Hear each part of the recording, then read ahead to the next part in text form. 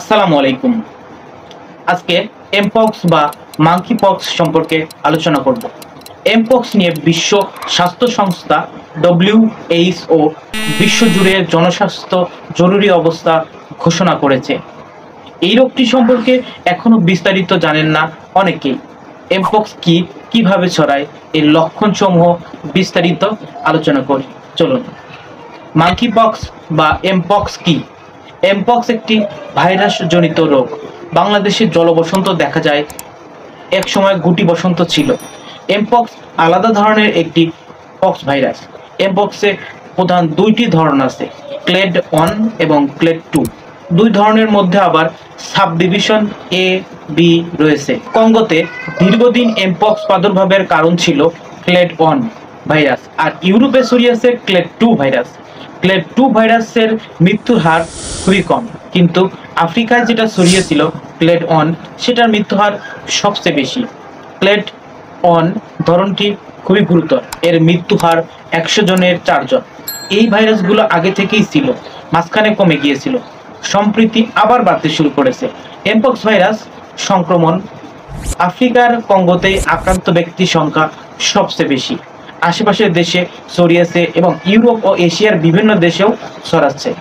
সংক্রমণ মাত্রা বেড়ে যাওয়ায় 2022 সালের পর মাঙ্কি পক্স বা এমপক্স নিয়ে দ্বিতীয়বারের মতো জনস্বাস্থ্য জরুরি অবস্থা ঘোষণা করেছে বিশ্ব স্বাস্থ্য সংস্থা। এমপক্স ভাইরাসের উদ্ভব হয়েছে বন্যপ্রাণী থেকে। এটি প্রাণীবাহিত রোগ। আগে যারা বন্যপ্রাণী শিকার করতে যেতেন তারা সংক্রমিত হতেন বেশি, কিন্তু বর্তমানে এমপক্স ভাইরাস মানুষ থেকে মানুষের মধ্যে ছড়াচ্ছে বেশি, এজন্য ঝুঁকি বেড়ে গেছে। এমপক্স ভাইরাস কিভাবে ছড়ায় চলুন জেনে নেই। এমপক্স ভাইরাস মানুষ থেকে মানুষে ছড়াচ্ছে শারীরিক সংস্পর্শের মাধ্যমে। এমপক্স সংক্রমিত ব্যক্তিকে স্পর্শ করলে, চুমু দিলে, যৌন সম্পর্ক থেকে এটি ছড়াতে পারে। সংক্রমিত ব্যক্তি শ্বাস প্রশ্বাসের খুব কাছাকাছি থাকলে সংক্রমণ ঝুঁকি থাকে।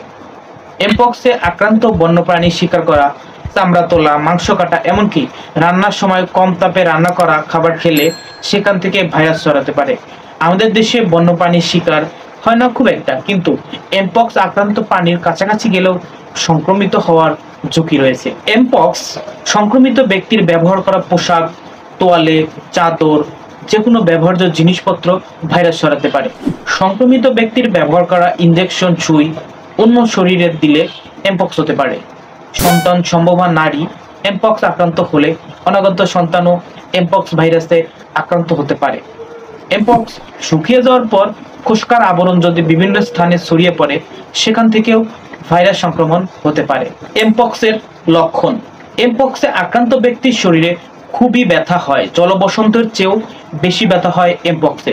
পায়ের সন্ধিস্থল, গলা, বগলের নিচে থাকা লসিকা গ্রন্থি ফুলে যায় এবং ব্যথা হয়। প্রচন্ড ব্যথা ও ফুলে যাওয়ার কারণে জ্বর হয়। ত্বকে পানি ভর্তি ফুসকুড়ি বা ফোস্কা হয় এবং সেখানে চুলকানি ও ব্যথা হয়। এমপক্স এমনিতেই চলে যায়, কিন্তু অনেকে খুব বেশি অসুস্থ হয়ে পড়ে। ভাইরাসের সংক্রমণ থেকে বিভিন্ন জটিলতার সৃষ্টি হয় এবং মৃত্যু পর্যন্ত হতে পারে।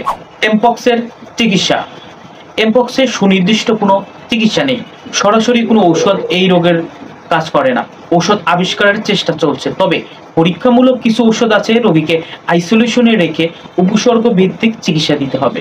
ফুসকুড়ি বা ফোস্কার মতো প্রদাহ কমানোর জন্য ব্যথার ওষুধ দিতে হবে। পুষ্টিকর খাবার ও পরিচ্ছন্ন পরিবেশ নিশ্চিত করতে হবে। জলবসন্তের রোগীর মতোই এমপক্সের রোগীর যত্ন নিতে হবে।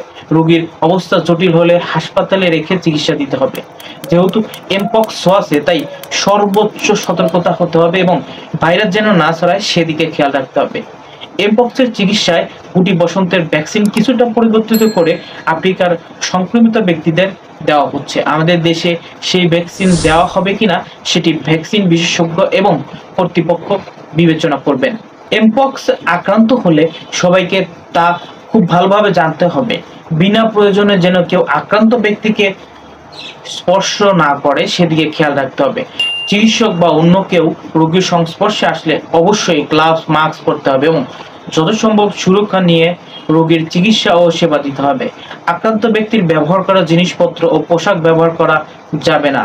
আক্রান্ত রোগীর সংস্পর্শে যাওয়া যাবে না। পক্স শুকিয়ে যাওয়ার পর ফুসকুড়ির আবরণ যেন যেখানে সেখানে না পড়ে থাকে সেদিকে খেয়াল রাখতে হবে। আক্রান্ত ব্যক্তিকে পুরোপুরি সুস্থ না হওয়া পর্যন্ত বাসায় থাকতে হবে। যতদিন শরীরে ফুসকুড়ির স্থানে নতুন আবরণ না তৈরি হয় ততদিন পর্যন্ত। আক্রান্ত ব্যক্তিকে মাস্ক ব্যবহার করতে হবে, শারীরিক দূরত্ব মেনে চলতে হবে, শরীরে গুটি বা ফুসকুড়ি ঢেকে রাখতে হবে চিকিৎসকের দেওয়া পরামর্শ মোতাবেক। বাংলাদেশের জন্য এমপক্স কতটা উদ্বেগের, চলুন জেনে নিই। এমপক্স উদ্বেগের কারণ কতটা তা নির্ভর করে বাংলাদেশের কাছাকাছি দেশগুলোর সংক্রমণ কেমন।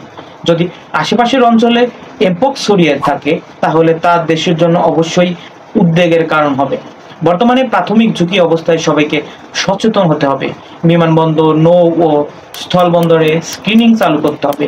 এমপক্সের লক্ষণ আছে এমন ব্যক্তিকে পরীক্ষা করতে হবে। এমপক্স আক্রান্ত দেশে আসা ব্যক্তিদের বিষয়ে আলাদা নজর দিতে হবে। পরে তারা আক্রান্ত হলো কিনা সেটা মনিটরিং করতে হবে। লক্ষণ দেখা দিলে স্বাস্থ্য অধিদপ্তরের হটলাইন ফোন নাম্বার দিয়ে কল দিয়ে জানাতে হবে। সারা দেশেই নজরদারি বাড়াতে হবে। হাসপাতালগুলোতে প্রস্তুতি রাখতে হবে যাতে রোগী পাওয়া গেলে তাৎক্ষণিক ব্যবস্থা নেওয়া যায়। এমপক্স একাধিক দেশে ছড়িয়ে পড়েছে এবং তা মোকাবেলার জন্য কোনো একটি দেশকে একক প্রচেষ্টা যথেষ্ট নয়। মানুষ থেকে মানুষে ছড়াচ্ছে যেহেতু ভাইরাসটি, এটি আরো মিউটেট করে আরো দ্রুত ছড়িয়ে পড়তে পারে। এখন শারীরিক সংস্পর্শের মাধ্যমে ছড়াচ্ছে ভাইরাস, মিউটেট হওয়ার কারণে দেখা যাবে হাঁচি কাশির মাধ্যমেও ছড়াতে পারে। বিশ্বব্যাপী যত বেশি রোগী কমিয়ে রাখা যাবে বা রোগীদের আইসোলেট করে রাখা যাবে, ভাইরাসের মিউটেশন ক্ষমতা তত কমবে। ভাইরাস শক্তিশালী হওয়ার সুযোগ পাবে না।